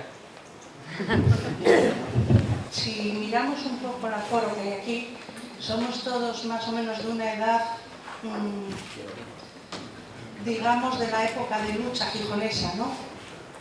Entonces, yo fui una luchadora gijonesa porque soy de Matahoyo y fue un barrio muy luchador. Me doy cuenta que la juventud actual se preocupa más de tener que de ser. ¿Dónde radica el problema? ¿Dónde se puede llegar a conectar con la juventud? Yo recuerdo de una persona ya fallecida que me dijo, los hijos te renuevan, con los hijos te pones al día, con los hijos aprendes. Pero es que yo creo que los padres tenemos la obligación también de poner al día a nuestros hijos, no comprarles la mejor Game Boy ni el mejor móvil. ¿Cómo se puede conseguir que la gente no sea individualista? Porque estamos volviendo a la sección femenina. Antes era la novela de Simplemente María, ahora es Puente Viejo, enlazas con no sé quién, por ahí un lado. Otro lado del individualismo es el fútbol. Sales de un partido, te metes en otro, estoy embobado en la televisión. Otros son los gimnasios, soy unas cachas, y la gente se pone gafas de sol en vez de gafas de ver. ¿Cómo se puede conseguir que la gente participe, que la juventud se implique? Yo creo que nosotros cumplimos nuestro papel en su momento. ¿Cómo se puede llegar a la gente joven? Sabéis que no tenemos otra forma de financiarnos que mediante la aportación voluntaria. Por tanto, ahora toca el momento en que se os va a pasar una hucha para que por favor, aportéis vuestro granito de arena para financiar todo esto. Fijaos que es espectacular que no hayamos pedido ni un duro a los bancos. Sabéis que hemos perdido 1,5 millones de euros, ¿no? Que nos iban a dar y como no nos los hemos gastado, no nos los dan. O sea que nos los tenemos que dar fundidos para que nos los den. Entonces es como medio perverso, ¿no? Pero es muy espectacular, gente que... Ahora, como vengo yo diciendo, ¿no? Que lunes, miércoles y viernes somos de ETA, martes, jueves y sábado somos furibundos chavistas y el domingo, como somos católicos, descansamos. Esto, pasamos el cepillo. Pero qué bueno que no le hayamos tenido que pedir dinero a nadie, que nuestras cuentas estén claras y que los bancos no nos puedan apretar por ningún lado, ¿no? Que no tengamos ningún tipo de débito al respecto. O sea, que esto de seguir autofinanciándonos, vamos a intentar seguir manteniéndolo porque es que da una libertad. La primera pregunta, ¿la juventud qué es rehén del modelo? Hemos perdido muchas cosas, hay mucho retroceso. Y fijaos que tenemos, cuando digo la hucha, digo la música de la familia mía, monedero. Decía que tenemos, fijaos, una situación como muy paradójica, ¿no? Yo di clase, solamente quiero dar clase en primero, en la universidad.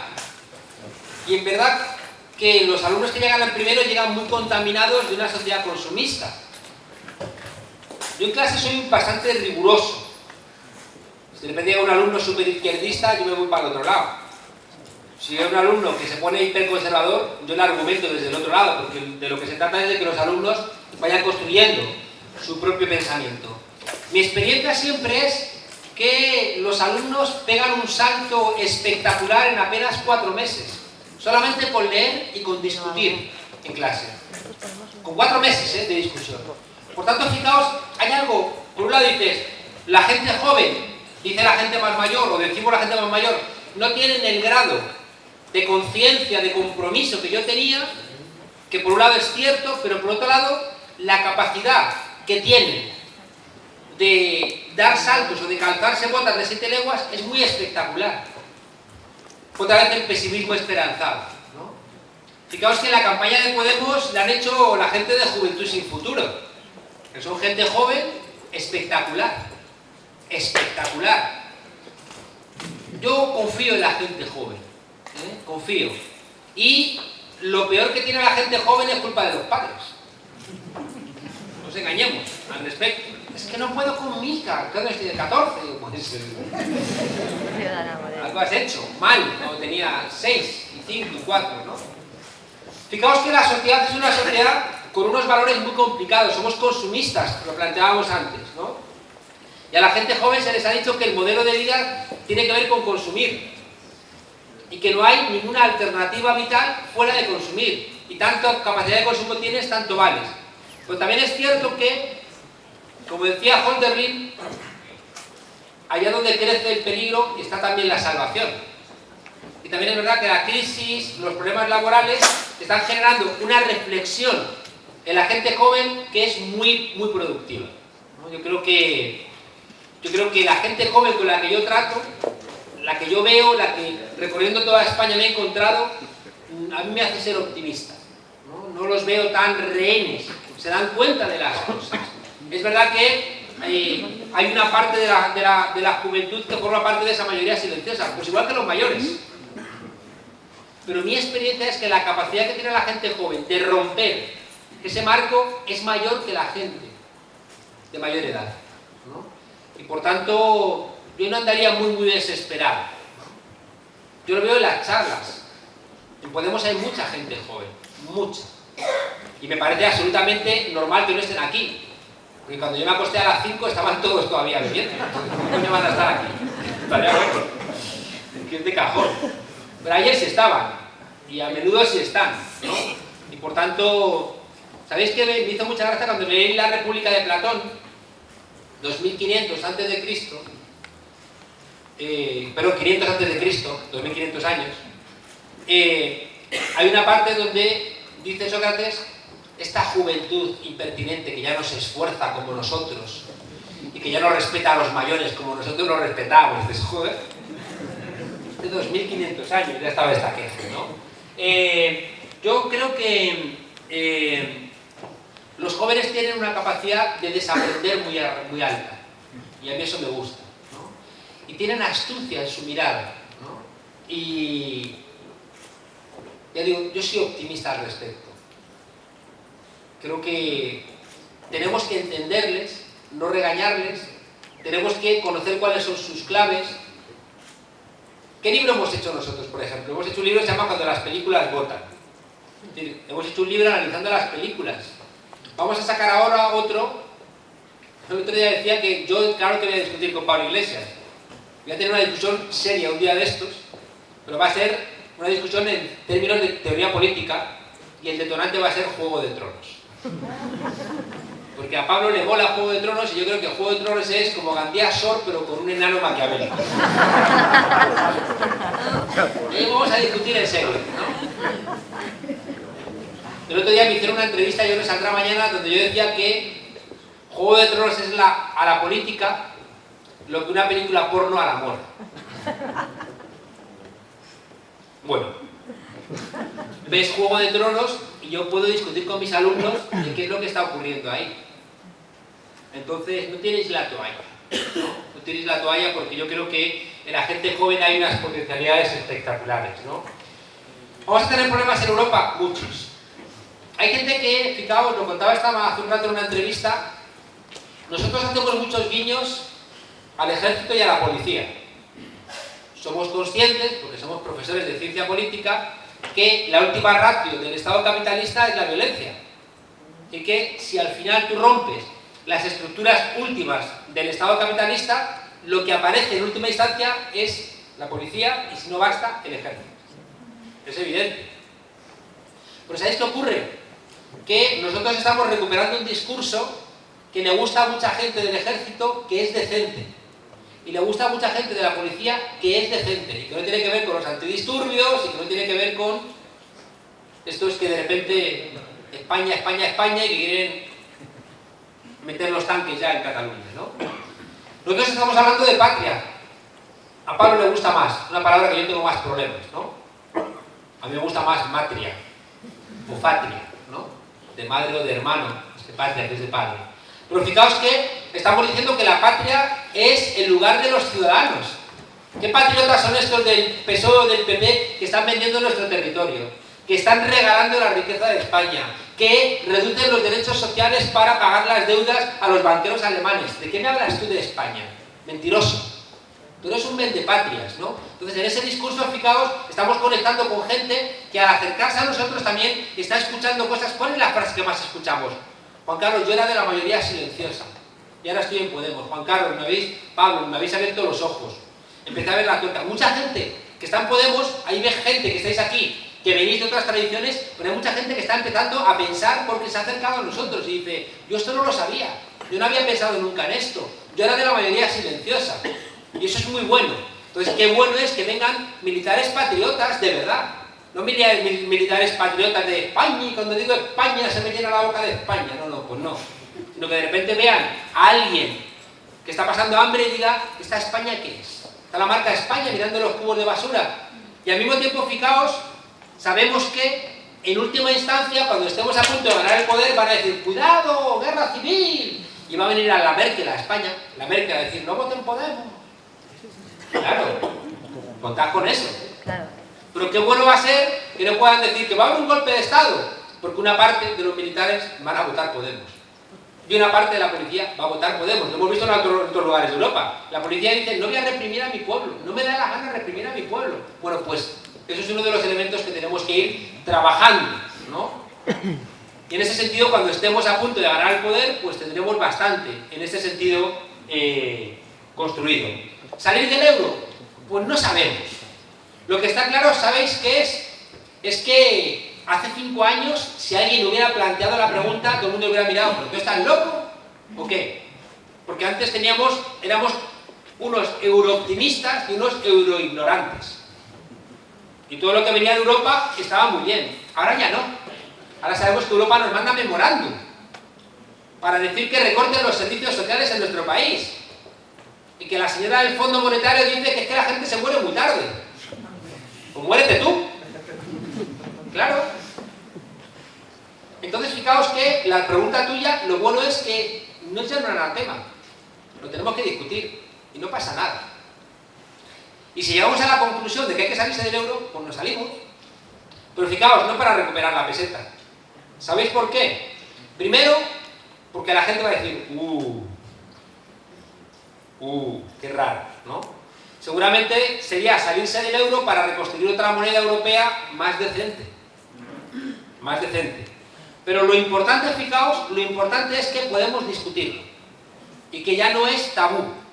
Y por tanto implica que estamos madurando también como pueblo. Y que de repente Europa nos dice, ¿y ahora el euro? Y nosotros, sí. Es que no recordáis cuando el Tratado de Constitución Europea, que lo votamos corriendo con Zapatero, y nadie se lo había leído. Nadie. Claro, la gente que se abstuvo y los que votaron que sí. ¿Sabían lo que había dentro? No. Es que yo me acuerdo de la propaganda institucional. Contrataron a los del Río. Y recuerdo es que yo me enteraba pacidifus diciendo, joder, yo no quiero este país. Van los del Río, les entrevistan y dicen, yo no me he leído la Constitución Europea, pero todo lo que viene de Europa es muy bonito. Y vamos a votar que sí. Y ahora sí le decimos una, se asomaba al otro, así dice, y os decimos una cosa, que si Europa quiere que hagamos una canción como la Macarena para Europa, se la hacemos. Yo pensaba, claro, no es gilipollas de Beethoven, ¿no? Una canción de los de Río, para Europa, que eso es lo que mola, ¿no? Es la aportación de España a Europa. La Macarena de Maastricht, ¿no? Que España de charanga y pandereta, ¿no? Por tanto, fijaos, podemos pensar cualquier cosa de Europa. Ya no somos Alfredo Landa en Vente para Alemania Pepe, ¿no? Sino que también podemos hablar de tú a tú a Europa. Nos están mirando, no sabéis cuánta gente nos está mirando en Grecia. Nos han nombrado a nosotros, pensadlo. Los griegos, los italianos, los alemanes de Vilinque, nos han elegido a nosotros, a Podemos, para ser la candidatura para presidir la Unión, para presidir el Parlamento de la Unión Europea. Nos han votado a nosotros. ¿Y por qué lo han hecho? Porque dicen, sois la fuerza emergente de Europa. Y los alemanes de Vilinque han votado a Pablo Iglesias para que sea el candidato del grupo de elección europeo para presidir el Parlamento Europeo. Hemos perdido, claro.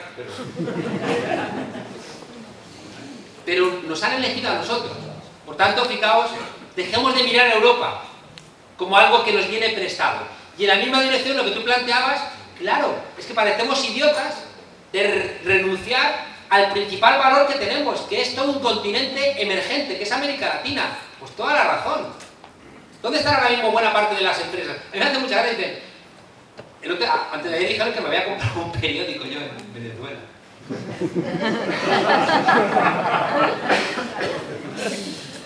Y digo, joder, qué nivelazo tengo, ¿no?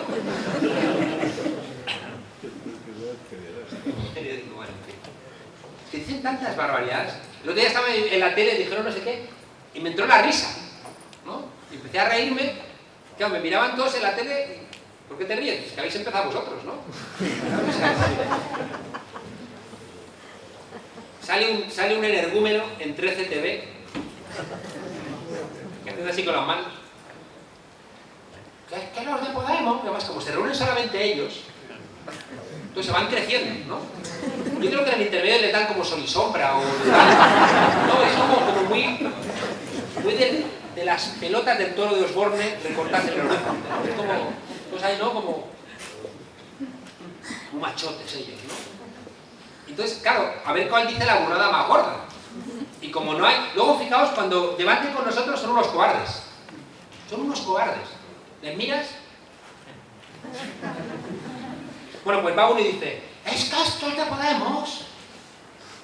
La anterior había dicho que nos financiaba Venezuela. Y va este y dice, es que esto es de Podemos. Quieren expropiar a España para regalárselo a Venezuela. Y ella me entró la risa. Empecé a reírme. Pero tío, ¿sabes? ¿Estás hablando en serio?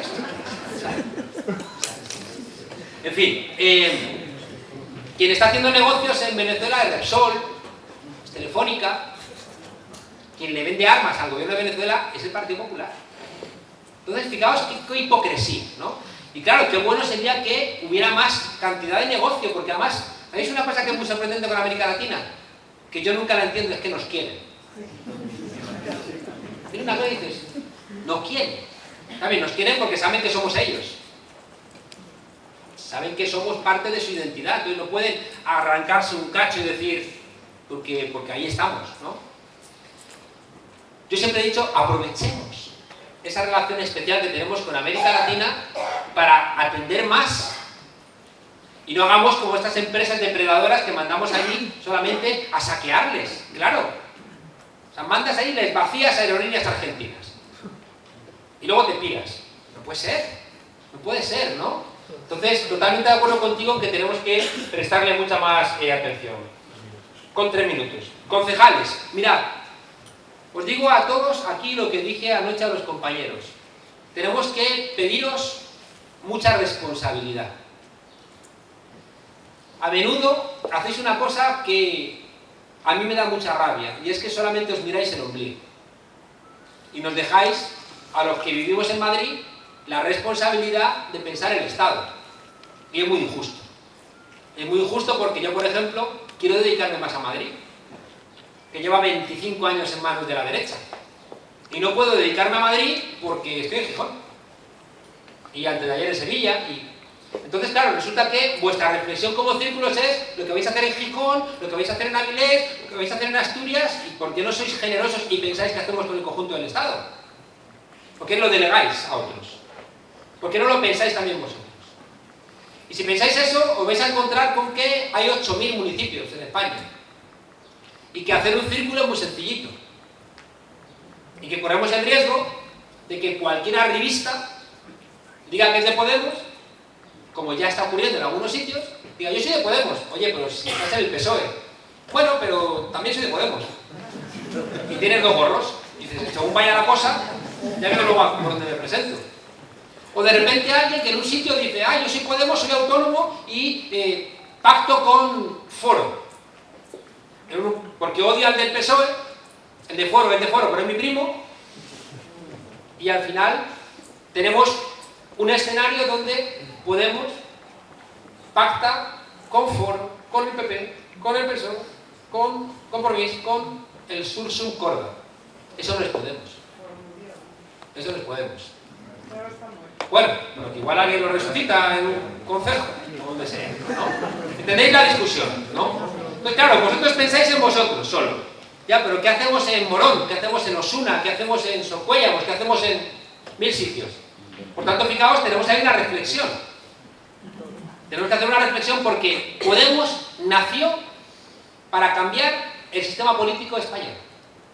Podemos nació para ir a una constituyente que nos reinvente la democracia en España. Cuidado, a ver si por un azar cronológico, y es que hay elecciones municipales antes que elecciones generales, vamos a embarrancar.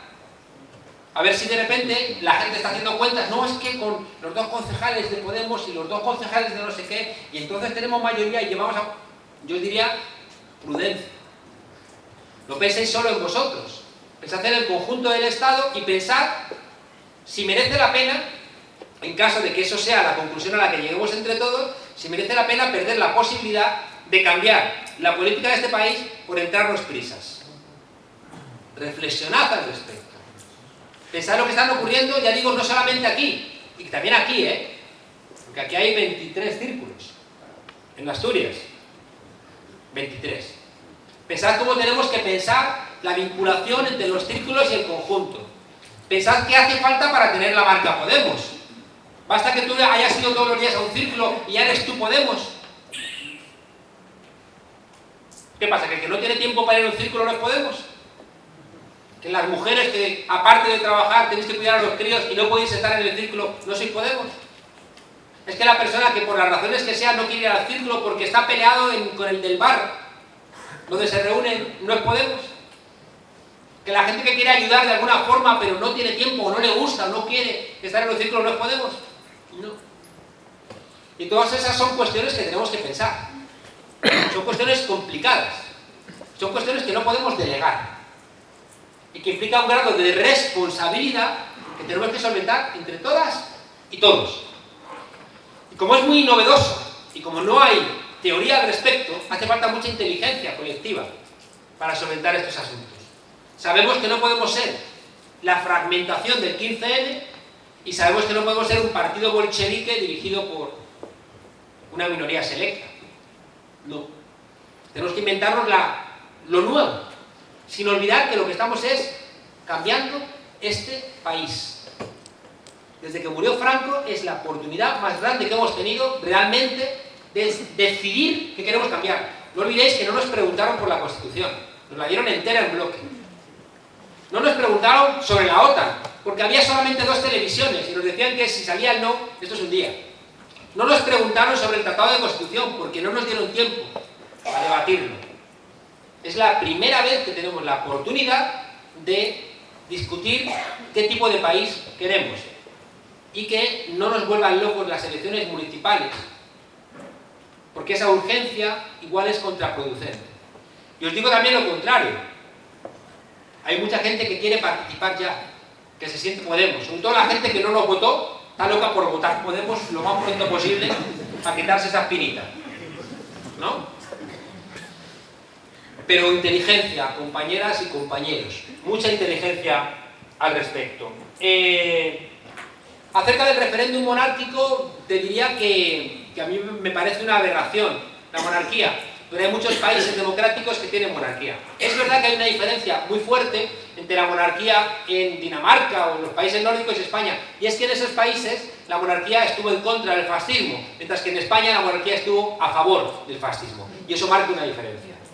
No es igual que tú hayas tenido que salir de tu país porque estaban los nazis, a que tú hayas votado como Alfonso XIII a Primo de Rivera, o que Juan de Borbón o Alfonso XIII apoyaran a Franco en el golpe de Estado, ¿no? Ahí hay una diferencia. Yo no haría a nadie comulgar con ruedas de molino. Fijaos que cuando planteábamos monarquía o república, o nosotros en cambio, derecho a decidir o no derecho a decidir, hombre, a la gente hay que preguntarle. Tú dices, no, yo no te pregunto.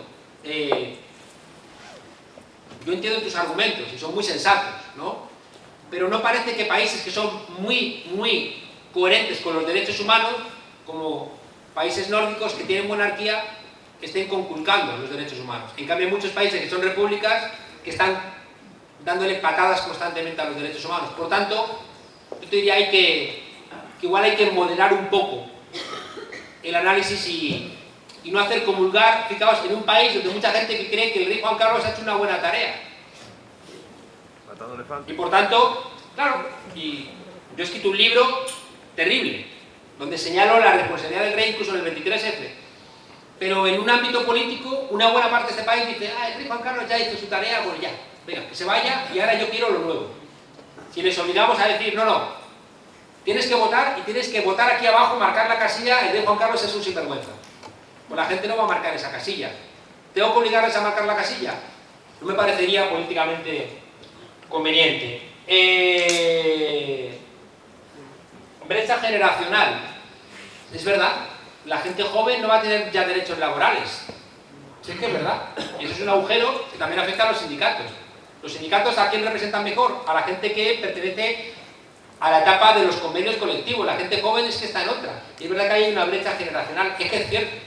Y que nos obliga a pensar también en esos términos. Pero cuidado, la brecha generacional implica que en muchos lugares son los abuelos con las pensiones los que están manteniendo la casa, Por tanto, el abuelo dice, coño, ¿qué está pasando aquí? ¿Para qué demonios quiero yo una pensión si me la tengo que gastar en que mi nieto le pague la universidad o puedan pagar la vivienda? Por tanto, fijaos, lo que nos vamos a hacer es una disputa intergeneracional donde la gente más joven regaña a los más mayores, porque eso no va a ningún lugar y los más mayores se están dando cuenta de que están salvaguardando la posibilidad de vida de los jóvenes.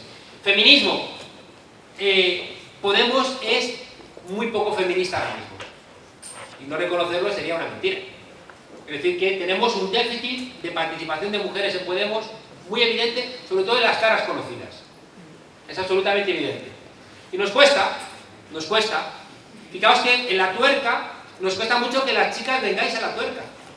Los hombres quieren ir todos. Eso no. Las chicas no queréis. Y eso es un problema. Tenemos dificultades para mandar chicas a las televisiones. O porque os gusta menos, porque es un rollo más de machos alfa. Y eso es un déficit que tenemos. Y que tenemos que luchar. Tenemos que luchar para que realmente... ¿Qué hemos hecho? Pues paridad, cremalleras, pero falta. Falta que las mujeres vayáis asumiendo una representación pública. Y os aseguro que la gente de Podemos somos conscientes de que nos falta avanzar mucho en cuestiones feministas. No es mucho, pero por lo menos que lo sepamos ya es un avance. Y por último, fijaos, tenemos que, Don y demás, somos un país, no sé si el único del mundo, pero igual somos el único del mundo que tiene el sistema electoral en la Constitución. Es un disparate, porque el sistema electoral es una ley que no tiene por qué estar en la Constitución.